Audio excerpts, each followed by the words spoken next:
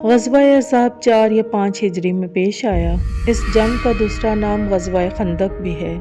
جب بنو نضیر کے یہودیوں کو جلا وطن کر دیا گیا تو یہودیوں کے سرداروں نے مکہ جا کر کفار مکہ کو نبی صلی اللہ علیہ وآلہ وسلم کے ساتھ جنگ کرنے کی ترغیب دلائی اور وعدہ کیا کہ ہم تمہارا ساتھ دیں گے۔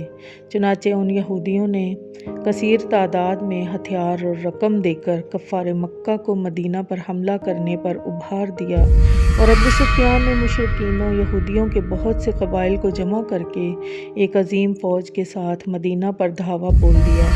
مکہ سے قبیلہ خزاعہ کے چند لوگوں نے حضور نبی کریم صلی اللہ علیہ وآلہ وسلم کو کفار کی ان تیاریوں کی اطلاع دے دی تو آپ نے حضرت سلمان فارسی رضی اللہ تعالیٰ عنہ کے مشورے سے مدینہ کے گرد ایک خندق کھدوانی شروع کر دی۔ اس خندق کو کھودنے میں مسلمانوں کے ساتھ خود رحمت دو عالم صلی اللہ علیہ وآلہ وسلم نے بھی کام کیا۔ مسلمان خندق کھود کر فارغ ہوئے تھے کہ مشرکین مکہ ایک لشکر جرار لے کر ٹوٹ پڑے اور مدینہ طیبہ پر حملہ بول دیا اور 3 طرفوں سے کافروں کا لشکر اس زور و شور کے ساتھ امڑ آیا کہ شہر مدینہ کی فضاؤں میں ہر طرف گرد و غبار کا طوفان اٹھ گیا۔ اس خوفناک چڑھائی اور لشکر کفار کی مارکہ آرائی کا نقشہ قرآن کی زبانی سنیے۔ سورہ الاحزاب رکوع 3 پارہ 21۔ جب کافر تم پر حملہ آور ہوئے تمہارے اوپر سے اور تمہارے نیچے سے، اور جب کہ ٹھٹک کر رہ گئیں نگاہیں اور دل گلوں کے پاس آ گئے اور تم اللہ پر امید و یاس کے طرح طرح کے کام کرنے لگے، یہ وہ جگہ تھی کہ مسلمانوں کا امتحان ہوا اور خوب سختی سے وہ جھنجھوڑ دیے گئے۔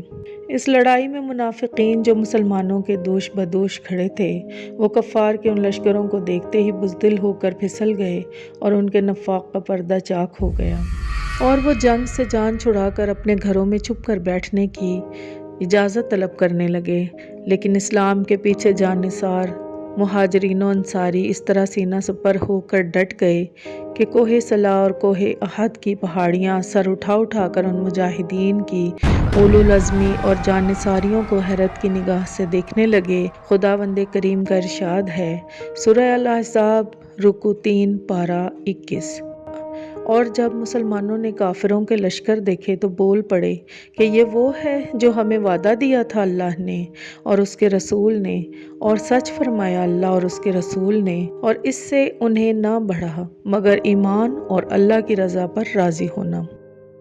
کفار نے جب مدینہ کے گرد خندق کو حائل دیکھا تو حیران رہ گئے اور کہنے لگے کہ یہ تو ایسی تدبیر ہے کہ جس سے عرب کے لوگ اب تک ناواقف تھے۔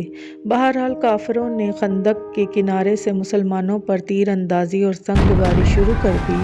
کہیں کہیں سے کافروں نے خندق کو پار بھی کر لیا اور جم کر لڑائی بھی ہوئی۔ مسلمان کافروں کے محاصرے سے پریشان تھے مگر ان کے عزم و استقلال میں بال برابر بھی فرق نہیں آیا۔ وہ اپنے اپنے مورچوں پر جم کر دفاعی جنگ لڑتے رہے۔ اچانک ایک دم اللہ تعالیٰ نے مسلمانوں کی اس طرح مدد فرمائی کہ مشرق کی جانب سے اچانک ایک ایسی طوفان خیز اور ہلاکت خیز شدید آندھی آئی جو قہر و قہار و غضب جبار بن کر لشکر کفار پر خدا کی مار بن گئی۔ دیگیں چولہوں سے الٹ پلٹ ہو کر ادھر ادھر لڑک گئیں، خیمے اکھڑ اکھڑ کر اڑ گئے اور ہر طرف گھٹا ٹوپ اندھیرا چھا گیا اور شدید سردی کی لہروں نے کافروں کو جھنجھوڑ دیا۔ پھر اللہ تعالیٰ نے فرشتوں کی فوج بھیج دی جن کے رعب و دبدبے سے کفار کے دل لرز گئے اور ان پر ایسی دہشت و وحشت سوار ہو گئی کہ انہیں راہ فرار اختیار کرنے کے سوا کوئی چارہ کار نہ رہا۔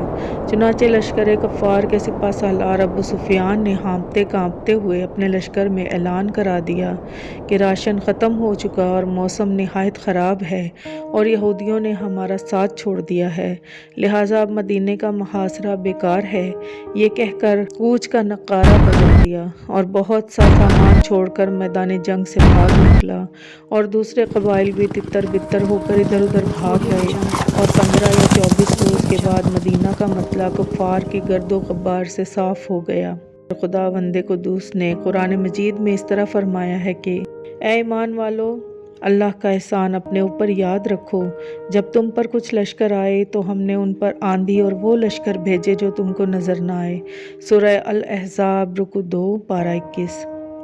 اس واقعہ سے مسلمانوں کو یہ سبق ملتا ہے کہ جب کفار کے مقابلے میں جنگ ہو تو مسلمانوں کو کسی حال میں بھی ہرگز مایوس نہیں ہونا چاہیے اور یہ یقین رکھ کر مقابلے پر ڈٹے رہنا چاہیے کہ ضرور نصرت خداوندی اور امداد غیبی مسلمانوں کی مدد کرے گی۔ بس شرط یہ ہے کہ اخلاص نیت کے ساتھ مسلمان ثابت قدم رہیں اور صبر و استقلال کے ساتھ میدان جنگ میں ڈٹے رہیں۔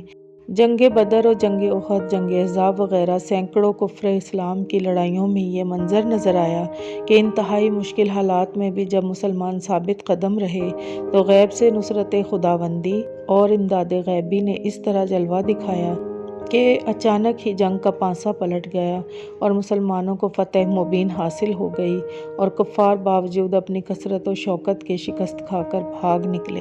مصطفیٰ جانے رحمت پہ لاکھوں سلام، لاکھوں سلام، لاکھوں سلام۔ عرش تا فرش ہے جس کے زیر نگین